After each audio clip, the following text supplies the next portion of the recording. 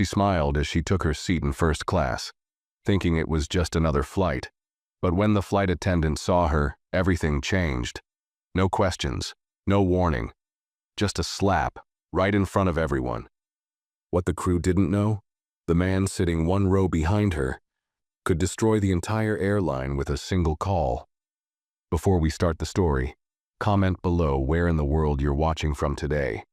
And if you enjoy stories like this one, don't forget to subscribe and turn on the bell icon so you never miss the next one. Her name was Claire. She boarded the plane quietly, holding her boarding pass like it was something precious. She wasn't nervous, but there was something in her eyes, a kind of awareness, like she knew how quickly things could shift. This was her first time flying in first class, and though the ticket wasn't hers by achievement, it wasn't a gift either. It was a gesture from the man sitting just behind her in 4B, a man the world whispered about but never truly knew. Claire took her seat in 3A by the window. She wore a plain cream sweater, light jeans, and clean white sneakers. No makeup, no jewelry. Her blonde hair was tied in a soft knot behind her neck. She looked like any other woman traveling alone, quiet, unbothered, content. The kind of woman people overlooked, and that was exactly what she was used to. She looked out the window for a while, then slipped her phone from her purse.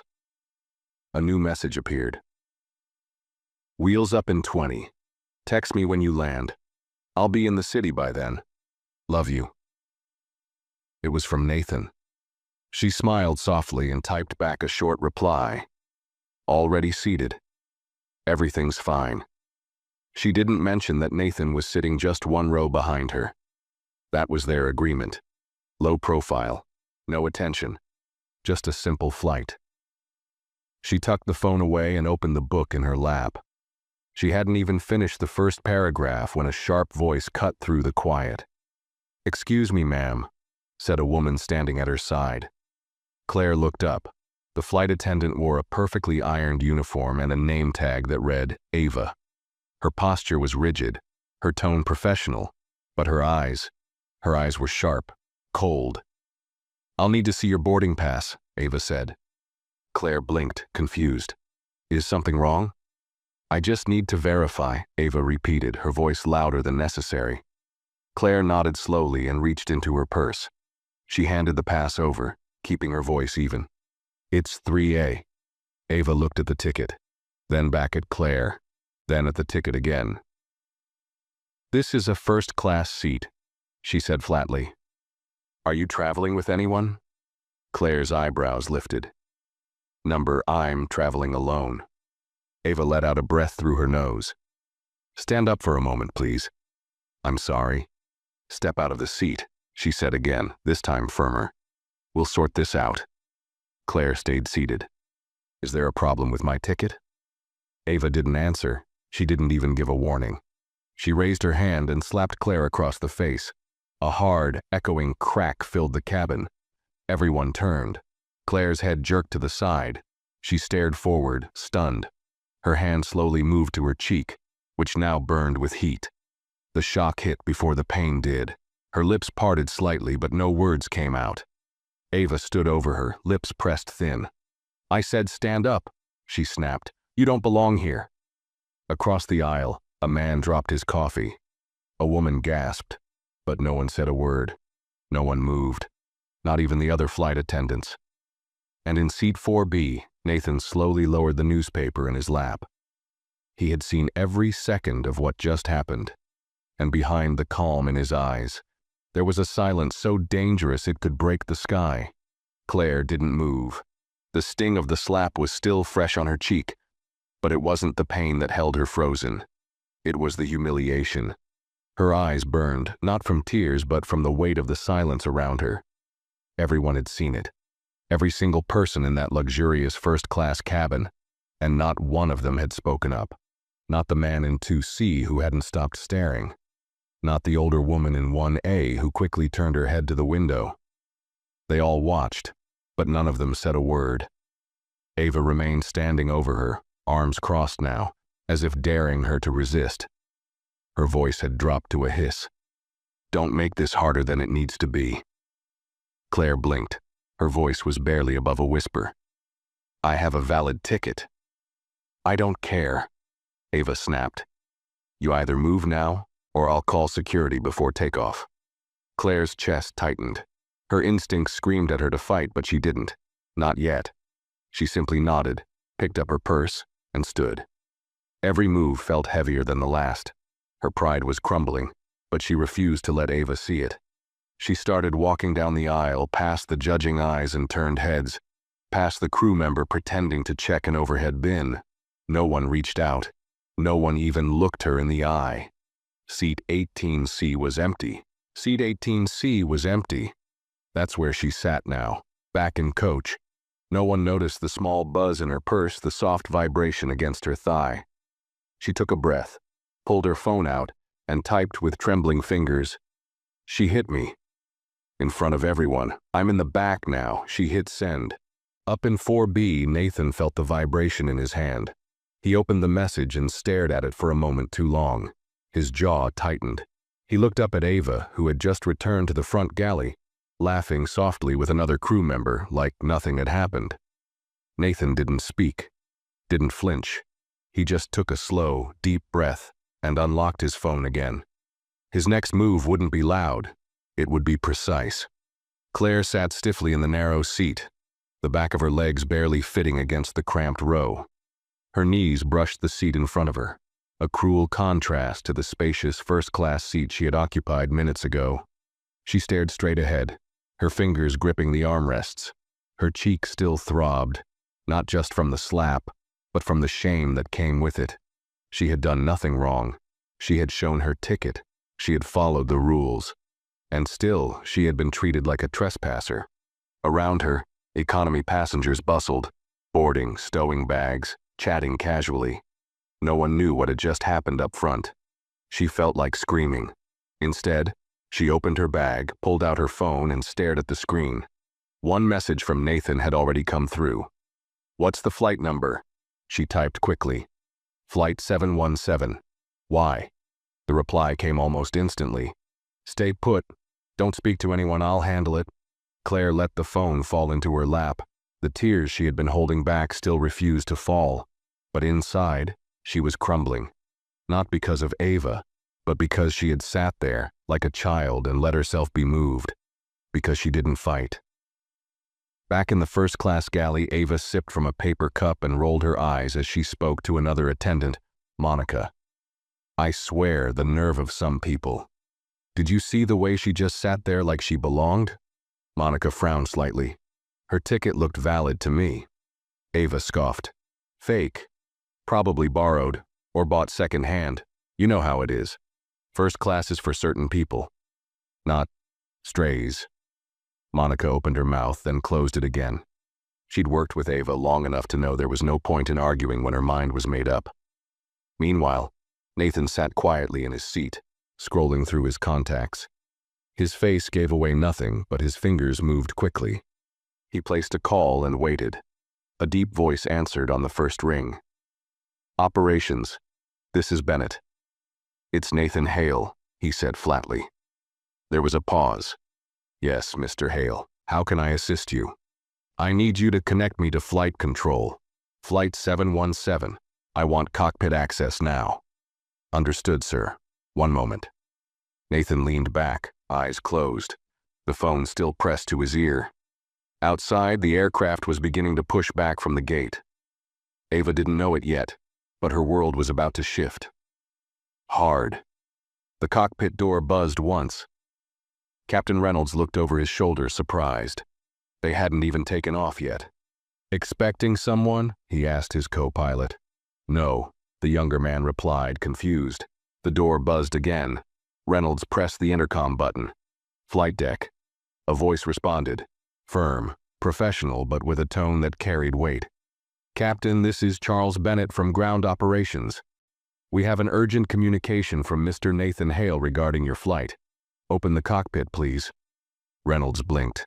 The name registered immediately. Nathan Hale. There wasn't a single airline executive who didn't know that name. He wasn't just rich. He was a majority shareholder in the parent company that owned the airline. The man didn't fly often, but when he did, people noticed. And if he was on this plane, something was very, very wrong. The captain reached over, keyed in the override, and opened the cockpit door. A moment later, the in-flight phone on the control panel lit up with an encrypted call. Bennett's face appeared on the small monitor screen, his expression unreadable. "Captain," he said, "we've been informed of an incident in the first-class cabin. A passenger, Mr. Hale's companion, was allegedly removed from her seat without cause. We need verification before takeoff." Captain Reynolds looked at the seating manifest. "Passenger in 3A, Claire Bennett, moved to economy. Notes say, ticket invalid, flagged by lead flight attendant." "Did anyone verify the ticket with ground staff?" Bennett asked. "No," Reynolds replied slowly. "Not according to protocol logs." Bennett exhaled. "You're to pause taxi. Inform the crew that Ms. Claire Bennett is to be returned to her original seat immediately." The co-pilot glanced over. "We're already cleared for runway push." "Doesn't matter," Bennett said. "Orders are from Mr. Hale. He's sitting in 4B." Reynolds' eyes widened. "He's on the flight?" Bennett nodded once. "You didn't know?" The captain turned pale. "No one told us." "Then now you know," Bennett said sharply. "Fix it, fast, and tell the lead flight attendant. She'll be reporting directly to the executive board upon landing." The screen went dark. Captain Reynolds sat back, stunned. Then he reached for the cabin intercom. "Lead attendant to cockpit. Now." Out in the cabin, Ava stood in the galley, refilling her coffee. She barely reacted when the call came through. But when she stepped into the cockpit and saw the captain's face, her confidence started to crack. Ava stepped into the cockpit with the same posture she always carried. Chin slightly lifted, arms neatly folded behind her back. But the moment she saw the look on Captain Reynolds' face, her steps slowed. The door clicked shut behind her, and for the first time in her long, orderly career, she felt something unfamiliar creeping into her chest. Dread. Captain Reynolds didn't say a word at first. He simply stared at her, as if weighing whether she was worth speaking to. "Would you like to explain," he began, voice low, "why a first-class passenger with a valid boarding pass was removed from her seat without proper verification?" Ava blinked, trying to maintain her tone. "Captain, there was a woman in 3A. She didn't appear to have the correct status, and she didn't respond confidently when asked about her ticket. I made a judgment call to avoid a delay." "Did she resist you?" "Number but. Did she show you a valid boarding pass?" A pause. "Yes. But it didn't make sense. She was alone, didn't fit the profile." Reynolds leaned forward. "Didn't fit the profile." Ava's mouth went dry. "She didn't look like a typical first-class passenger. I thought it was suspicious. I acted quickly to protect the cabin's integrity." "You slapped her," the captain said sharply. That stopped Ava cold. He wasn't asking, he was stating. Ava's eyes widened slightly. "Captain, you struck a passenger. Without cause, without protocol, without checking with crew, ground, or security." He tapped the screen beside him. "That woman's name is Claire Bennett. She had every right to sit in 3A. And do you know who was sitting right behind her?" Ava didn't answer. "Mr. Nathan Hale," the captain said, voice like steel. "You assaulted the girlfriend of the man who owns more of this airline than anyone else on the planet, and you did it in front of a full cabin." All the air seemed to drain from the small room. Ava's legs felt suddenly unsteady. I didn't know," she whispered. "That's the problem," Reynolds said. "You didn't ask. You just acted." He stood from his seat and looked her square in the eye. "You're going to walk back into that cabin in front of every passenger who saw you humiliate her and personally escort Ms. Bennett back to her seat. You will apologize, clearly, audibly, respectfully." Ava stared, frozen. "And when we land," he continued, "you will be met by executive security. Ground ops already have instructions. You're to report to a disciplinary hearing the moment we touch down." Her lips parted, but nothing came out. "I suggest you move," he finished. "Now." Ava turned slowly, opened the cockpit door and stepped back into the cabin. She had walked the aisle of this aircraft hundreds of times, but never like this. Never with shame tightening around her throat like a seatbelt she couldn't unbuckle. And up ahead, far down the aisle in seat 18C, Claire sat in silence, watching the clouds outside the small window, completely unaware that her moment of quiet dignity was about to shift everything.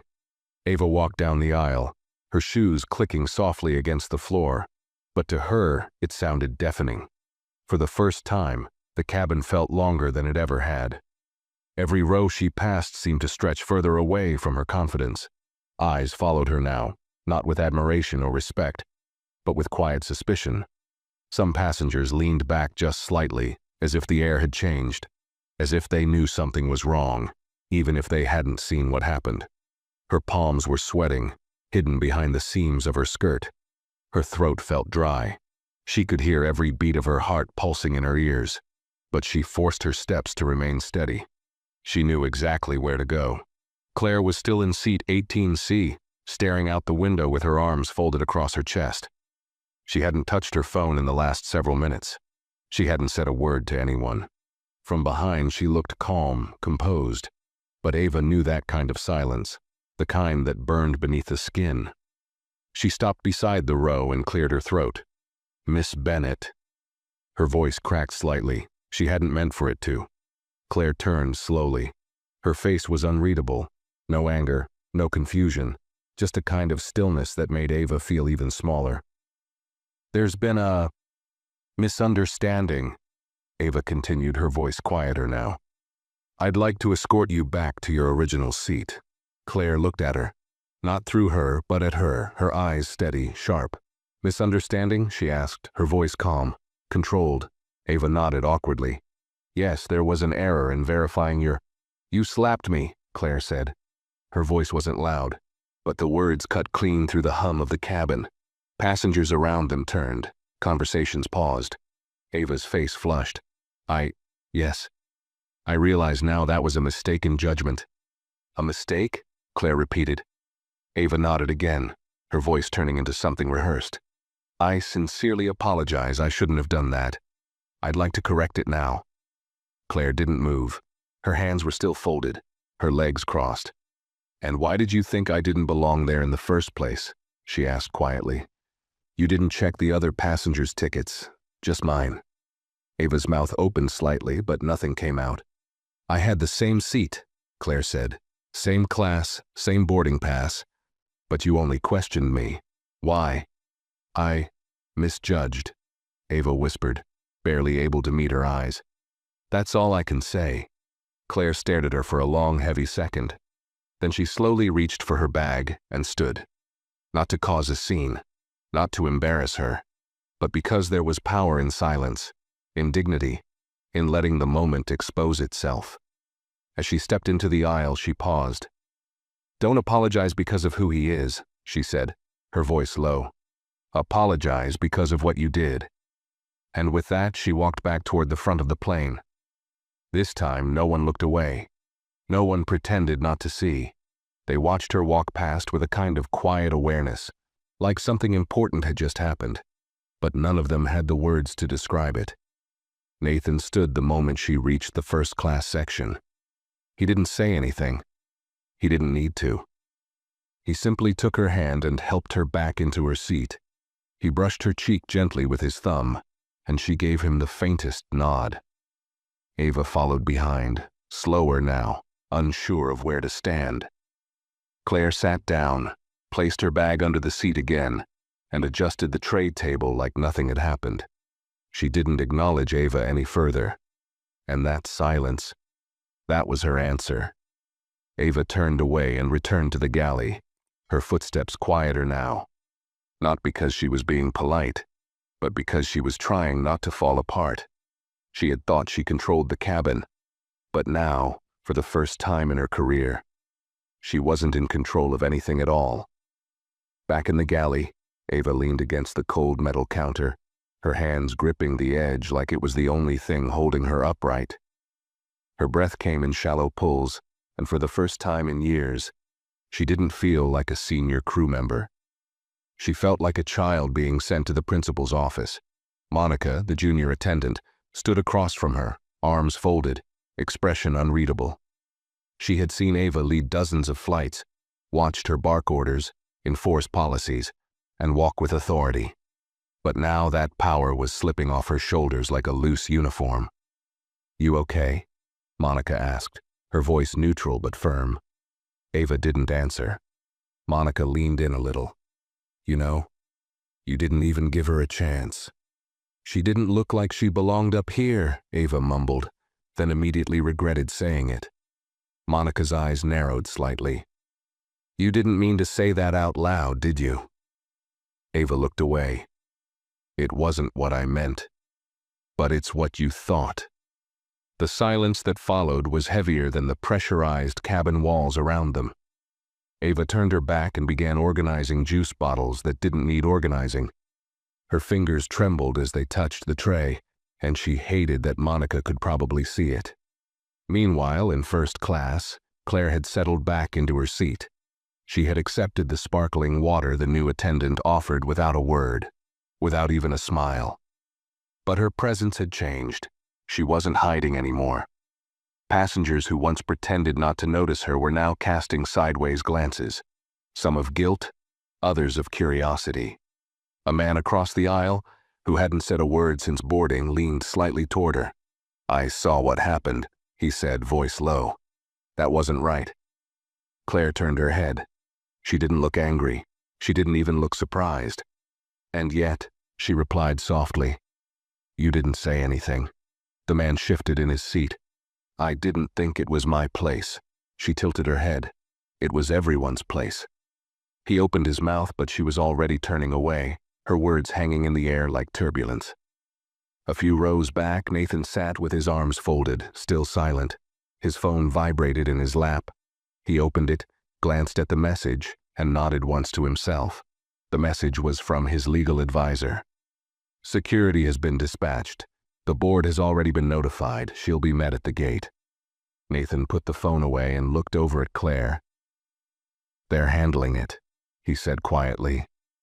Claire didn't respond. She didn't need to.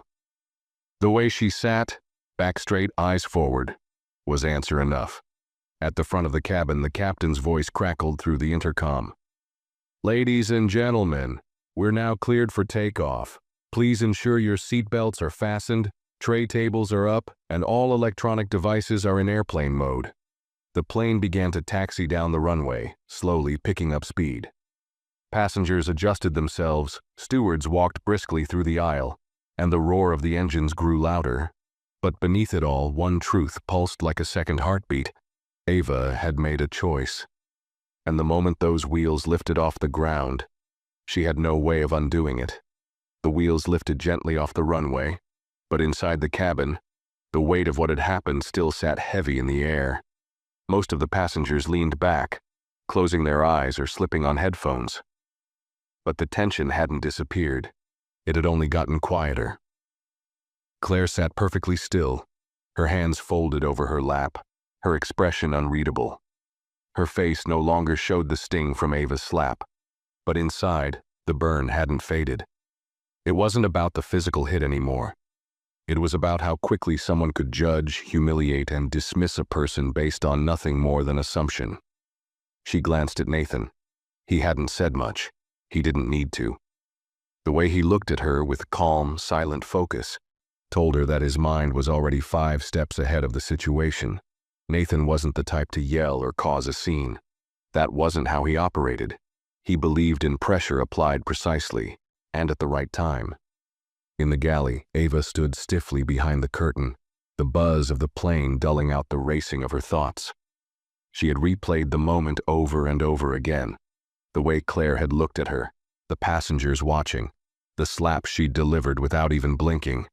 In that moment, she had felt justified. She had convinced herself that she was maintaining order, but now all she could feel was dread. She pulled out her tablet and opened the crew app, checking the internal logs and reports for the flight. Her access was still active, for now, but her hands hovered, hesitant. She knew there would be a file waiting for her when they landed. An official notice. A call to report to corporate. Her record, until now clean and respected, would have a permanent blemish. Monica stepped in quietly, holding a tray of drinks. "Want me to take service?" she asked. Ava didn't respond. Monica looked at her for a long moment, then set the tray down. "I used to look up to you," she said finally. Ava turned. "Excuse me?" "I've watched you run flights for years," Monica continued. "You were sharp, precise, unshakable. I always thought, that's what leadership looks like." Ava bristled. "Then maybe you should remember that I've led this crew longer than you've been in the air." "That's exactly why this hurts," Monica replied, her tone even. "Because you knew better." Ava's mouth opened, but she couldn't find the words. Back in first class, a crew member approached Claire quietly. "Miss Bennett," she said gently, "can I offer you anything? We have a special wine menu, or if you'd prefer, something light to eat." Claire glanced at the attendant, then over at Nathan. He gave her a small nod. "I'm fine," she said softly. "But thank you." The attendant lingered a moment. "If you need anything, please let me know." As the attendant turned to leave, Claire's phone vibrated again. She pulled it out and saw the notification. A new email. From corporate@velamairlines.com. Subject, formal apology and internal action. Nathan leaned in slightly. "Open it." Claire tapped the message. Her eyes moved across the screen, scanning quickly. It was a carefully worded letter. The airline acknowledged the incident.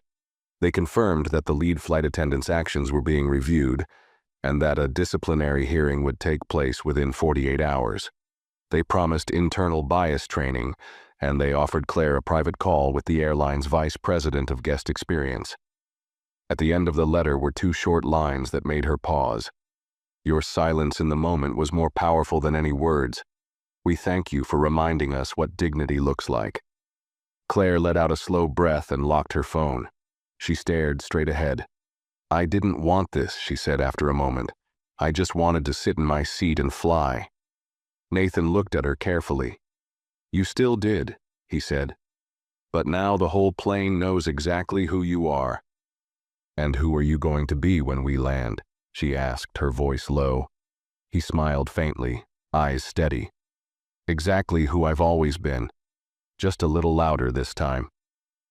As the plane continued cutting through the clouds, the cabin lights dimmed slightly, signaling the start of meal service. Passengers began to stir, stretch, flip through magazines.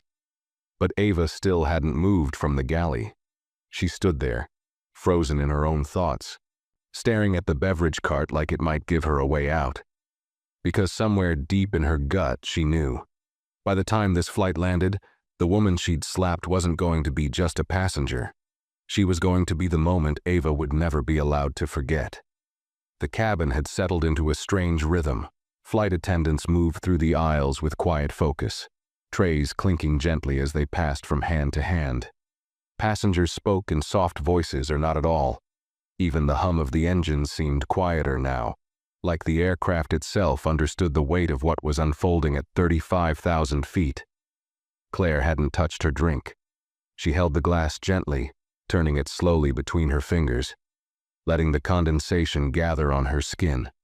Her face looked peaceful to anyone who glanced her way. But behind her calm eyes, thoughts moved rapidly. She kept returning to the moment.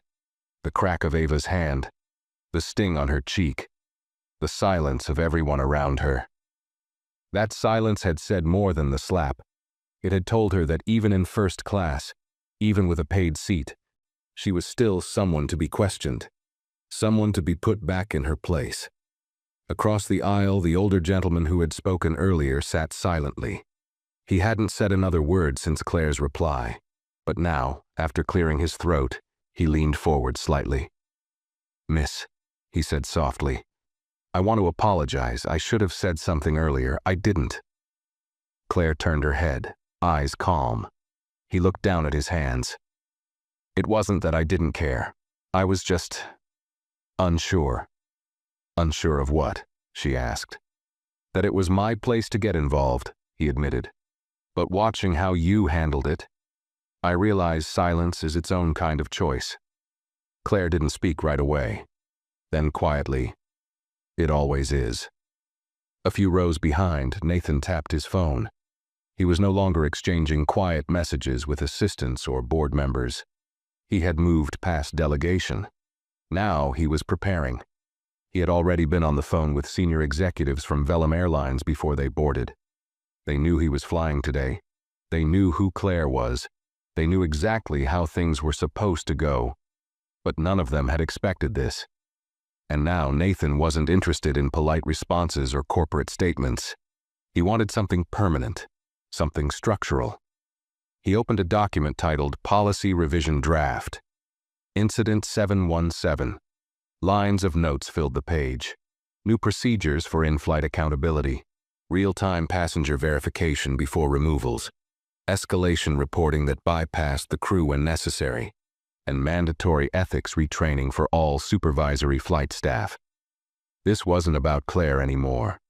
Not entirely. This was about the next woman like her. The next man in the back of the plane. The teenager who wouldn't have a Nathan Hale sitting one row behind them. In the galley, Ava stood near the warming trays, staring blankly at the heating indicator lights. Her mind was spinning. She had managed dozens of difficult passengers in her career. Drunk executives, entitled celebrities, arrogant politicians. But she had always known how to keep control. Until today, she kept trying to justify it to herself. Claire looked out of place. She was quiet, unsure. She hesitated. Ava had acted quickly, maybe too quickly, but it had felt right in the moment. Hadn't it? But the moment she remembered Claire's eyes, calm, steady, unimpressed by her apology. That's when she knew. It wasn't a misunderstanding. It wasn't confusion. It wasn't protocol. It was her. And now, every time someone passed her in the galley, she imagined they were whispering. She imagined they all knew. Maybe they did. News traveled fast. The co-pilot had barely looked at her when she returned from the cockpit. Monica wouldn't make eye contact. The silence from her own crew was beginning to crush her. She opened the overhead bin and pulled out the passenger manifest again. Her eyes scanned the list, and there it was. Row 3A, Claire Bennett. No asterisk, no red flags. Just a name. Just a woman. Just someone who never should have been touched. At that moment, the intercom crackled. Captain Reynolds' voice came over the speaker, calm and even. "Ladies and gentlemen, we'll be beginning our descent shortly. Please make sure your seatbelts are fastened and tray tables returned to the upright position. Thank you for flying with us." Claire fastened her seatbelt, still silent. She glanced out the window. Below, the city skyline was just beginning to take shape, peeking through soft clouds. Nathan leaned forward, his voice low. "They'll be waiting at the gate." She turned to him. "For her?" He nodded once. "And for you." Claire frowned slightly. "I didn't ask for a scene." "You didn't cause one," he said. "She did. All you did was stay in your seat."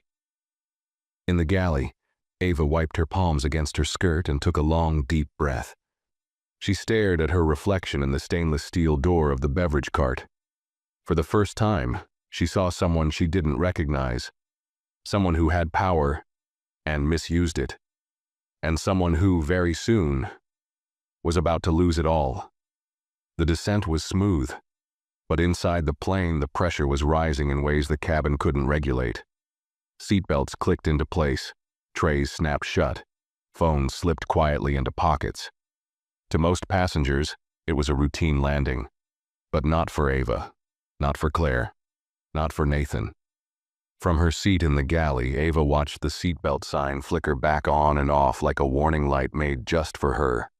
Her mind raced with thoughts she couldn't push down anymore. Would they call her into an office the moment she stepped off? Would security be there? Would someone hand her a clipboard and tell her to clear her locker? 10 years. She had given a decade to this airline, missed birthdays, endured red-eye flights and rerouted layovers. She had trained younger crew, earned promotions, learned the faces of executives without ever meeting them.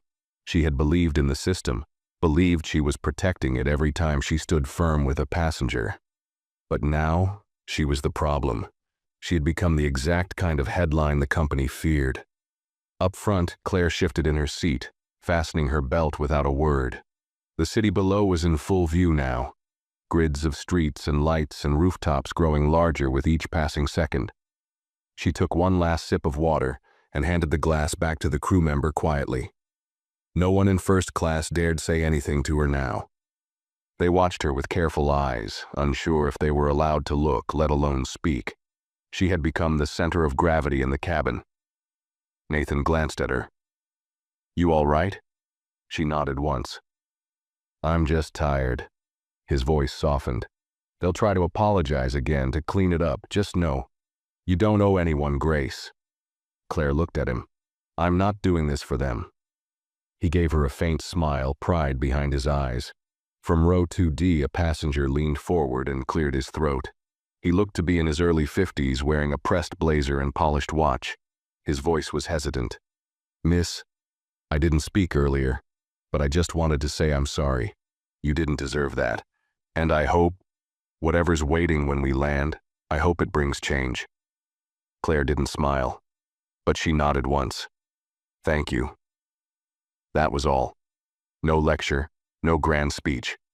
Just a small acknowledgement that silence had its consequences too. The plane finally touched down, tires kissing the runway with a soft bump. A quiet ripple of motion passed through the cabin, passengers straightening, seatbelts loosening, phones lighting up as people reconnected with their normal lives. But not this time. This time, the real story was just beginning. Captain Reynolds's voice came on again. "Ladies and gentlemen, welcome to Riverport International. Please remain seated until we've reached the gate and the seatbelt sign has been turned off. On behalf of our crew, thank you for flying with us." In the front of the plane, 2 crew members moved discreetly near the door. Ava could see them from the galley. They weren't speaking, just watching. One of them, the purser, held a folder with her name written across the front. And then she saw them. 2 men in dark suits standing just beyond the jet bridge glass. One wore an airport security badge. The other had a lanyard with the airline's logo and a black card that only executive staff carried. Her breath caught in her throat. Claire saw them too. She turned her head slightly, then looked down at her lap. She didn't say anything. She didn't need to. Nathan checked his watch. "They're early," he muttered. As the plane rolled to a final stop, the ding of the seatbelt sign marked the beginning of what would not be a typical deplaning. The doors opened. A rush of cool airport air slipped into the cabin, and then came the voice. "Ms. Ava Harris?" Ava froze. Her name had never sounded so loud, so final. The suit with the lanyard stepped forward. "Please come with us." Gasps echoed through the cabin. Heads turned. Some passengers whispered, others simply stared. Ava stood slowly, her face pale. Her shoulders, once squared with pride, now sagged with shame. She stepped into the aisle, her eyes catching Claire's for the briefest moment. Claire didn't blink, didn't smile, didn't gloat. She just watched. That was worse. Ava followed the men down the aisle, the same aisle she had walked 100 times with confidence and control. Now, every step felt like a fall. Every row she passed was a reminder that power could vanish in a single moment of cruelty. Passengers leaned away slightly as she passed, giving her space like she was contagious. Like failure could spread. Nathan and Claire remained seated, watching quietly. When Ava disappeared through the jet bridge, the energy in the cabin shifted. Claire stood finally and gathered her things. Nathan stepped beside her. "You ready?" She adjusted her bag on her shoulder. "I've been ready since she slapped me." Together they walked toward the door, not with arrogance, not with vengeance, but with the quiet confidence of people who didn't need to raise their voices, because their presence had already said everything that needed to be said. The brightness of the terminal lights hit Ava's eyes as she stepped off the plane, but it wasn't the kind of brightness that warmed or welcomed. It was the kind that exposed. The kind that made you feel like you were standing beneath a spotlight, with no shadows to hide in. She followed the 2 men without protest, Her shoulders were tight, jaw clenched, but her face remained carefully blank. She walked past familiar faces, airport staff she had laughed with during layovers, crew members she had trained years ago, even a ground marshal who once congratulated her for defusing a mid-flight passenger conflict. No one smiled at her now. Some looked away. A few stared. A few already knew. News traveled fast inside terminals. And this wasn't just news. This was a slow-motion collapse.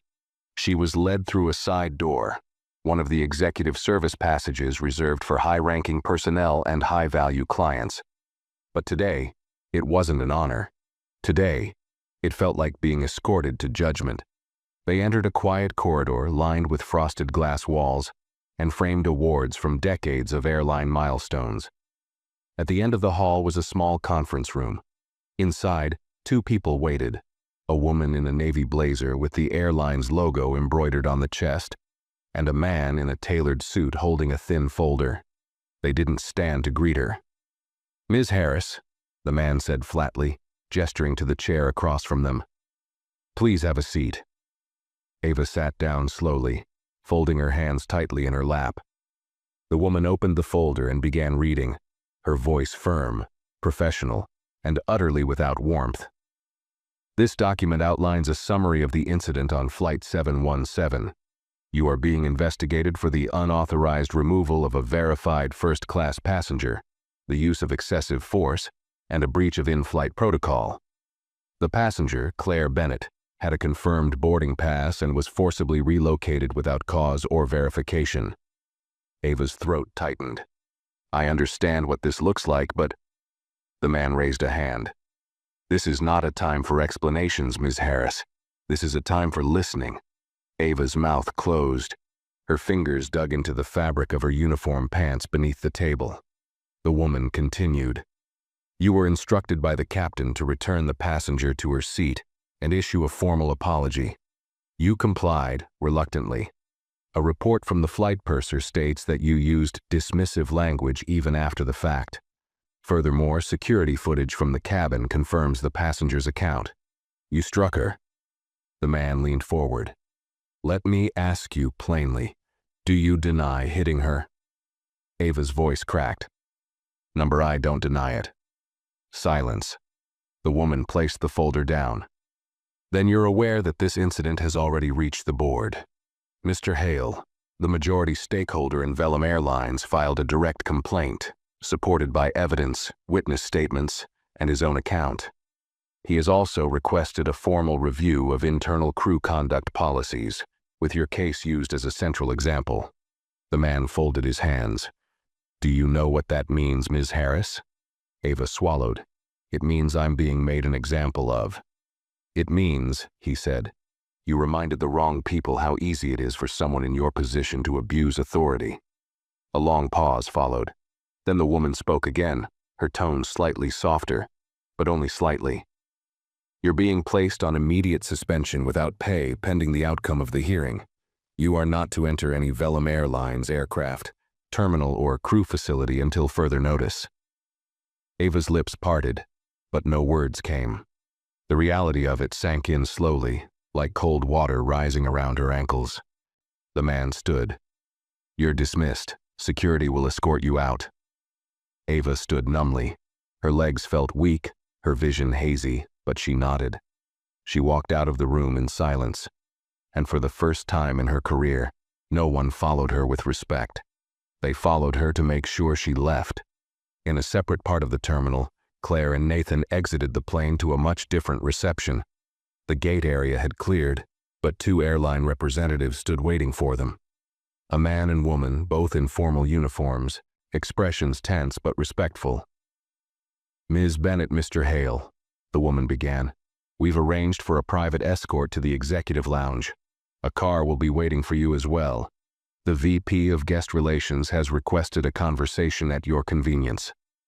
Nathan nodded but said nothing. Claire's eyes stayed on the woman. "No press?" she asked quietly. The woman hesitated. "We've kept it internal for now, but stories like this tend to move quickly." Claire sighed. Then let's make sure the right one gets told. They walked through the terminal together, side by side, not speaking. But they didn't need to. Their silence wasn't awkward. It was powerful. Passengers passing by stared. Some recognized Nathan, some didn't. Some looked at Claire like she was someone they'd seen in a courtroom drama or news clip. But few understood what had really just happened. They reached the private lounge. Nathan turned to Claire before they entered. "You sure you're okay?" Claire gave him a tired but steady look. "I'm not broken, Nathan. Just reminded." He nodded, then opened the door for her. Inside, warm lights and quiet music softened the space. Claire sat down slowly, watching the bustle of the terminal through the glass wall in front of her. For the first time since takeoff, she finally exhaled fully. She had been removed from her seat in front of strangers, slapped like a criminal, humiliated without cause, and still, she never once raised her voice. That restraint had shaken the system more than any outburst ever could. Because she didn't need to yell to be heard. She just had to sit back down. And now, the world would watch what happened next. Ava sat on the edge of her bed, still in uniform, her badge removed, her shoulders slouched beneath the crushing silence of her apartment. It had been hours since she was escorted out of the airport. Hours since she turned off her phone, unable to face the avalanche of messages from co-workers, former trainees, and people she used to lead. The blue duffel bag she always carried for back-to-back flights lay untouched by the door, still zipped from the last trip. She hadn't unpacked it. Maybe she never would. The tablet issued by the airline, her digital lifeline to flight schedules, route changes, and crew logs, sat dark and powered off on the nightstand. She hadn't touched it since receiving the suspension notice. She didn't need to. She had seen the look in their eyes during that meeting. This wasn't just suspension, it was the beginning of the end. She walked to the sink and poured a glass of water, her hands shaking slightly.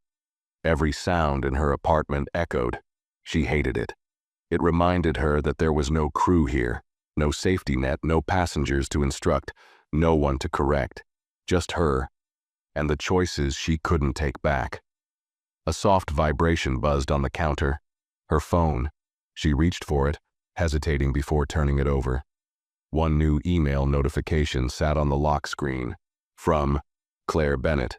Subject: response to your apology. Her heart caught. She hadn't expected a reply. She wasn't even sure why she had sent the apology earlier that day, shortly after her meeting with corporate. Maybe it was out of guilt, maybe desperation, or maybe, just maybe, it was the first honest thing she had done in a long time. With trembling hands, she opened the message. Claire's email. Ms. Harris, I received your apology. I read it twice. I believe it was sincere. But I need you to understand something. This isn't about what you did to me. It's about what it says about the system you believed you were protecting. You didn't see me as a person that day. You saw something else. Something that didn't fit your idea of who belonged in first class. And instead of asking, instead of checking, you chose to act. Quickly, publicly, violently. That moment told me everything about how much space I'm allowed to take up, even when I've paid for the seat. But here's the truth, Ms. Harris. You didn't knock me down. You exposed yourself. I accept your apology, not because I need it, but because I hope you meant it. And I hope it changes something, not just in you, but in the ones who watched and stayed quiet. Because if no one speaks when things like this happen, it will happen again. And next time, the person in that seat might not have someone like Nathan sitting behind her. Claire Bennett. Ava stared at the screen for a long time. The words didn't sting. They didn't comfort.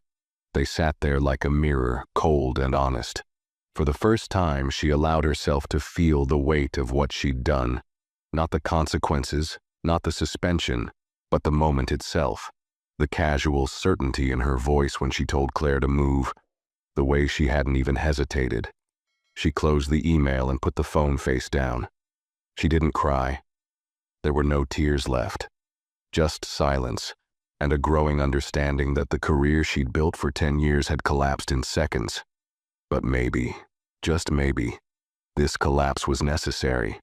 because something inside her needed to break before it could ever begin to rebuild. Meanwhile, across the city, in a glass-walled office high above the skyline, Nathan sat at a long table beside 3 senior executives. His phone sat face down next to a legal folder marked Internal Case Review, Flight 717. Claire stood behind him, arms crossed, watching quietly. The head of airline operations leaned forward. "Mr. Hale, we've already suspended Ms. Harris, pending the final hearing. We've also reviewed her record. There's never been an incident before this. Do you still intend to escalate?" Nathan didn't raise his voice. He didn't have to. "Let me be very clear," he said. "I don't care that she had a clean record. This wasn't an error in paperwork. This was a decision, one she made with full control of herself. And if she did it once, she's capable of doing it again." The room went silent. "She didn't just violate protocol," Claire added from behind him. "She violated trust." The executives exchanged glances. Nathan continued. "I want her case included in the next corporate compliance review. I want mandatory empathy and bias training implemented before the quarter ends. And I want the company's public statement to be released by morning. If you don't have a draft ready, I'll write it myself." The CEO, an older man with sharp eyes, nodded slowly. "We understand." "Do you?" Nathan asked. "Because if you don't fix this at the root, it won't just be your staff getting called out, it'll be your brand." Another pause, then, "We'll do what's necessary." "Good," Nathan said. "Because so will I." He stood. Claire followed. They left the conference room together. No security, no press, no announcement. Just the 2 of them walking out, not as a story that needed to be managed, but as a reminder of what happens when people stop staying quiet. Because dignity doesn't shout. It doesn't demand. It just refuses to move when it's told it doesn't belong. And sometimes that's what changes everything. The next morning broke with headlines, not just in airline news circles, but in national media, on trending social posts, across forums, podcasts, and talk shows. Passenger removed from first-class Sparks industry-wide review. Flight attendant suspended after assaulting woman. Victim was girlfriend of airline owner. Corporate silence, public outrage. The story behind Flight 717. But Claire Bennett wasn't watching the news. She wasn't reading the comments, the think pieces, or the LinkedIn posts from executives suddenly championing inclusion and accountability. She didn't need the noise. She had lived the story, start to finish. She sat quietly on the back patio of Nathan's townhouse, sipping a hot cup of tea as the early sun crept over the hedges. The city outside was waking up with the usual blur of engines and impatient horns, but in this corner it was still calm. Nathan stepped out behind her, his phone pressed to his ear. His voice was quiet, professional. "Yes, move ahead with the second draft of the policy statement. And send a personal copy to Claire before anything goes live."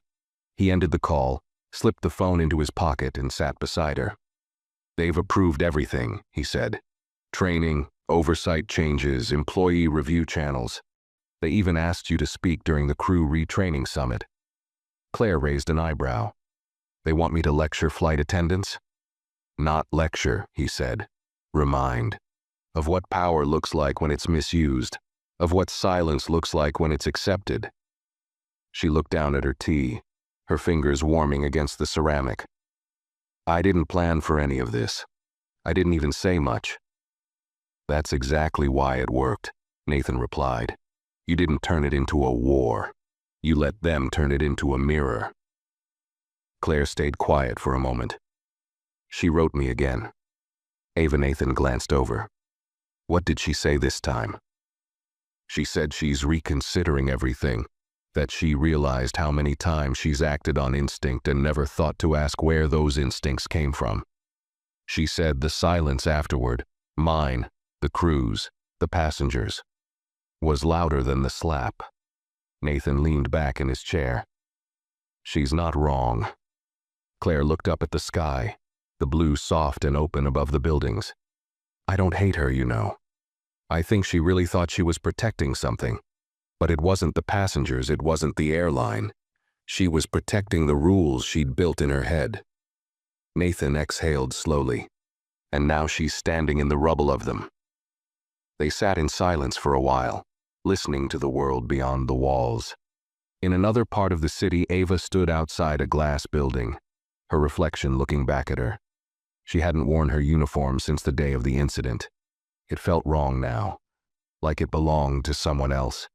She had spent the last 2 days reading everything: Claire's emails, the statement from the airline, public comments from passengers on Flight 717, and a private memo from Vellum's internal culture division, offering her a choice.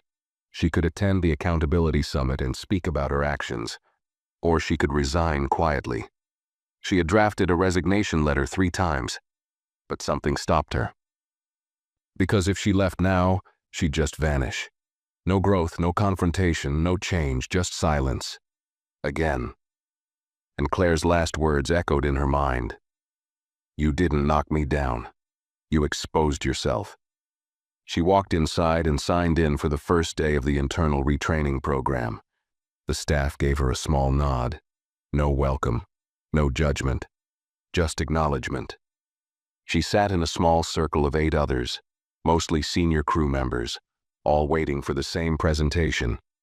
A trainer stepped to the front and introduced the first speaker, Claire Bennett. The room shifted. Claire didn't come in with a clipboard or PowerPoint. She wore a simple blouse and jeans. No makeup, no title, no press. Just presence. She stood in front of the crew, calm, steady. "I'm not here to shame you," she said. "I'm here because one of you saw me and decided I didn't belong." No one moved. "You're taught to manage cabins, control chaos, enforce safety. And that's good. But somewhere in all that training you forgot something important. Your instincts aren't always neutral. Your voice carries authority, and sometimes your assumptions become someone else's trauma." She paused. "I sat in that seat because I earned it. I was removed from it because someone didn't think I looked the part." She never said that out loud, but she didn't have to. That's what assumptions do. They don't need words. They act. Ava couldn't breathe. Claire never looked directly at her, but the words pierced anyway. "And in that moment," Claire continued, "when I was humiliated, I didn't scream. I didn't record. I didn't threaten. I just stayed silent. And that silence did more damage than rage ever could, because it made everyone see what they didn't want to see." She stepped back. "Thank you for listening. I hope you carry this into the next flight you work.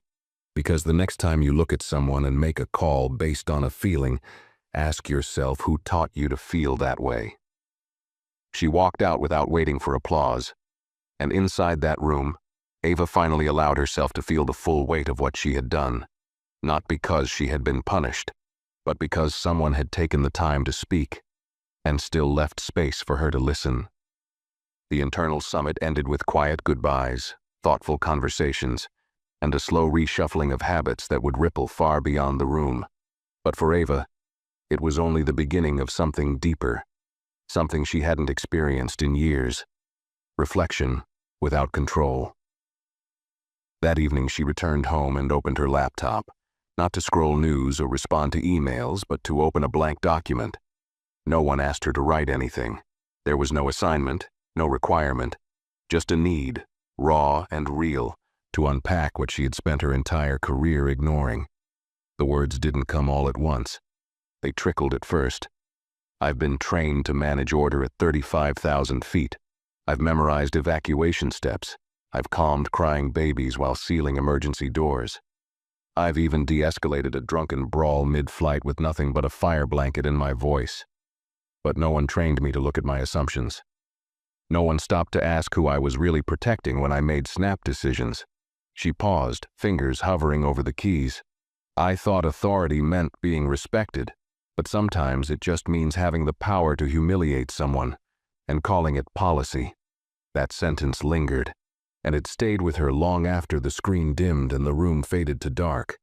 Elsewhere in the city, Claire stepped out of the back of a town car and into the gleaming entrance of Vellum's headquarters. The building stood tall and modern, glass cutting across the skyline like a mirror to the future. Her heels clicked across the marble lobby floor, but she walked like someone who had nothing to prove. This wasn't about recognition anymore. It was about repair. Inside the top-floor boardroom, a new meeting was about to begin. Nathan sat at the head of the table. A large display screen behind him showed a single phrase in bold white letters. Seen, served, respected. It was the title of Vellum's new cabin equity initiative. And Claire? She was no longer just the face of a viral moment. She was now the lead consultant for guest experience reform. The executives filtered in slowly, some curious, others cautious. A few were embarrassed by how recently they had tried to contain the story instead of learning from it. But no one dared pretend now. Claire took her seat beside Nathan, unfolding a slim leather folder filled with policy suggestions, revised protocols, and annotated guest interaction scripts. She began without introduction. "The issue isn't bad employees," she said. "It's unchecked habits. It's who gets the benefit of the doubt, and who gets searched before being believed. It's tone, it's posture. It's how silence is used to reinforce a boundary instead of a bridge." She passed the documents around. No dramatics, no performative outrage, just structure, real change, real accountability. Nathan watched the room. He could see who was receptive, who was defensive, who felt exposed. And Claire, once humiliated in front of a cabin of strangers, now held the attention of people who shaped the future of an entire industry. Across the room, an executive hesitated before raising his hand. "Do you believe the culture in our airline can really shift?" Claire looked at him calmly. "Only if the people who cause harm aren't just punished, but also taught. And only if you're willing to center the experiences of those who were once silenced." The room fell still, not heavy, just quiet in the way truth makes people quiet. 2 weeks later, Flight 186 boarded with a full first-class cabin. The flight crew was different, newer, more aware. Ava wasn't working the flight. She hadn't stepped back into a uniform yet. But she was present. She was on the manifest, as a trainee. Not of aircraft safety, but of passenger humility. As part of her formal remediation, Ava had volunteered, without suggestion or requirement, to shadow the very program she once dismissed. No title, no rank. Just another name on the list of those willing to learn. The new lead flight attendant greeted her with a gentle smile. "Welcome aboard." Ava smiled faintly, tucking her bag beneath the jump seat. "Thank you, I'm ready to listen." And she meant it. She didn't want to control the aisle anymore. She wanted to understand it. That same afternoon, Claire received a letter, handwritten, no return address. But she knew exactly who it was from the moment she saw the neat, careful handwriting. "Claire, thank you for letting your silence teach me, and for letting your voice remind me. I was wrong. Not just in action, but in the way I'd shaped my entire role. I thought keeping order was about removing discomfort.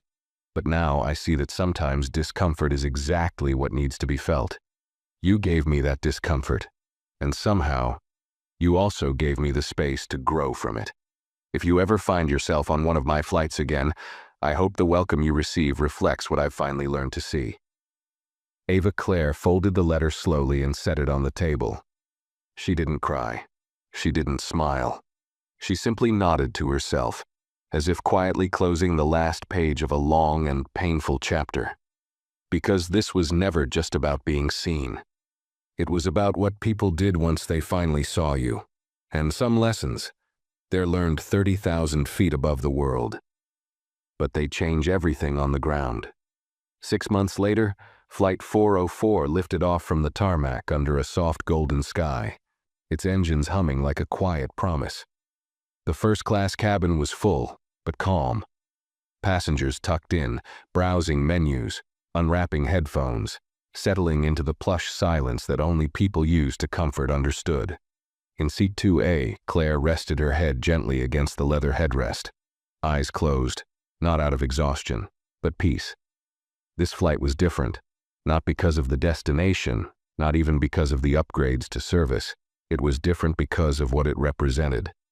Change had come. Not in dramatic waves, not with banners or breaking news, but with slow, precise shifts in policy, training, and mindset. Velum Airlines had launched the Passenger Integrity Initiative, a program centered on respect-first practices, preventative bias audits, and real-time reporting channels. Claire had consulted on every word of it. The airline didn't just fix the surface, they rewrote the foundation. Flight attendants were now required to verify boarding passes only through internal systems, never assumptions. All crew had gone through mandatory empathy sessions, led by actual passengers, some of whom had experienced discrimination in flight. The reporting chain for misconduct no longer ended with a manager. It went straight to an independent ethics board, and the entire industry had taken notice. Other airlines began adopting similar models. Panels were formed. Claire was invited to speak at international aviation conferences, not because she was famous, but because she had proven something many tried to ignore. Dignity travels with you, but not everyone is allowed to carry it equally. Across the aisle, a young woman with nervous eyes glanced at Claire. Her hands fidgeted over her phone, trying to hide her unease. Claire smiled softly and leaned over. "First time in first class?" she asked gently. The girl nodded. "Is it that obvious?" Claire smiled wider. "Not at all. You belong here." The girl let out a small laugh, her shoulders relaxing. At the front of the cabin, a voice came over the speaker. "Good afternoon, everyone. This is your captain speaking. We're now cruising at 35,000 feet. Cabin crew, please begin service." From the front galley, a familiar face appeared. Ava. Her uniform was pressed, her steps calm, her posture different, no longer sharp, no longer rigid. She walked through the aisle not with authority, but with attentiveness. Her eyes met passengers with a kind of open awareness she had never carried before. She reached Claire's row and paused. For a moment, the past stood silently between them. Then Ava spoke. "Ms. Bennett," she said, her voice warm but steady. "It's an honor to have you aboard again. May I get you anything?" Claire looked up at her, not with superiority, not with resentment, but with quiet resolution. "Yes," she said softly. "Can I have some tea, please?" "Absolutely." Ava nodded and stepped away, returning moments later with a porcelain cup and a linen napkin. She placed it on the tray with care, then stood still. "I've read every policy you helped shape," Ava said quietly. "They've changed the way I work, the way I see people. I just wanted you to know. I'm still learning, but I'm not the same." Claire nodded. "Then it was worth everything." Ava gave a small bow of the head and continued down the aisle, serving the next row with the same grace. Claire sipped her tea, letting the warmth settle through her. She glanced out the window. Clouds drifted peacefully beneath them, endless and soft. For a long time she had thought of that slap, of the pain, the silence, the shame. But now it felt far away, like something that had happened to someone else in a different lifetime. What remained wasn't the sound of Ava's hand. It was the sound of no one else saying anything. That was what had stayed with her. But now things were different. Now people were speaking, listening, changing. She looked down at the folded napkin in her lap. On it, scribbled in neat pen, was a small handwritten note. "Thank you for staying in your seat when it would have been easier to walk away." A.H. Claire smiled. For the first time in months, the smile reached her eyes. Because sometimes justice doesn't roar. Sometimes it whispers back. And in that whisper is where the world begins to shift. As the plane cruised silently through the sky, she leaned back, took another sip of tea, and finally let herself feel everything she had carried. Without apology, without shame, without asking for permission, she belonged here. And this time, everyone knew it. If this story touched you, give it a like and share your thoughts in the comments below. And don't forget to subscribe to this channel for more powerful stories coming soon.